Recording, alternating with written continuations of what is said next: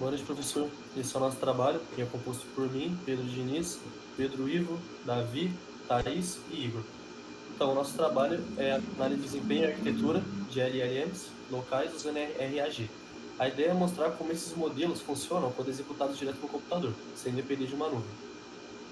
No próximo slide, eu vou falar um pouco do hardware utilizado.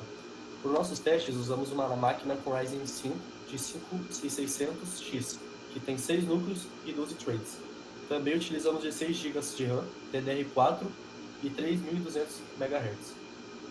E uma GPU RTX 3060 com 12 GB de VRAM. Perdão. Essa configuração é importante porque influencia diretamente o desempenho dos modelos locais.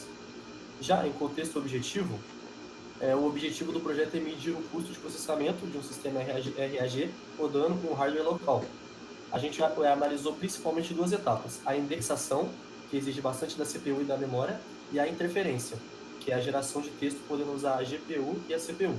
Para realizar os testes, utilizamos a ferramenta GPT-4 com recursos LocalDocs.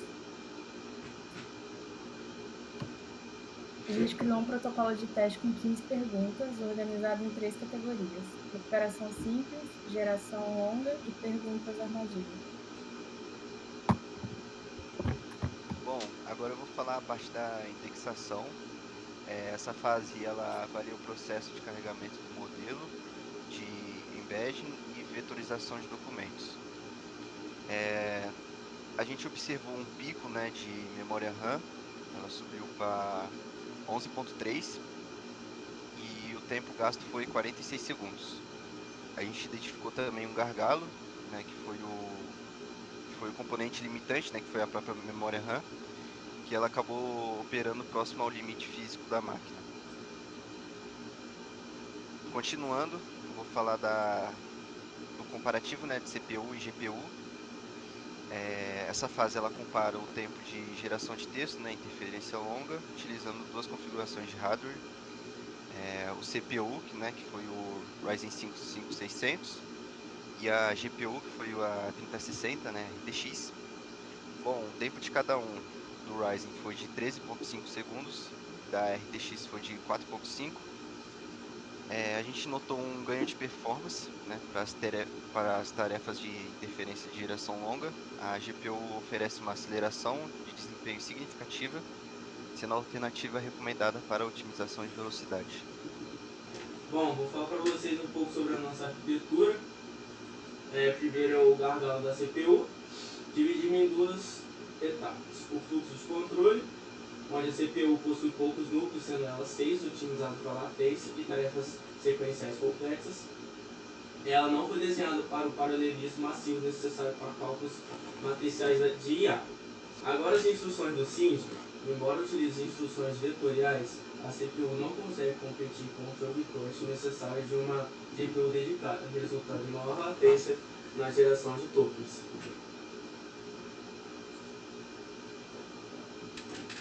Outro ponto da nossa arquitetura é o poder da GPU. Tem ela o SIND e o Core CUDA. A RTX 3060 utiliza uma arquitetura SIND com milhares de núcleos CUDA.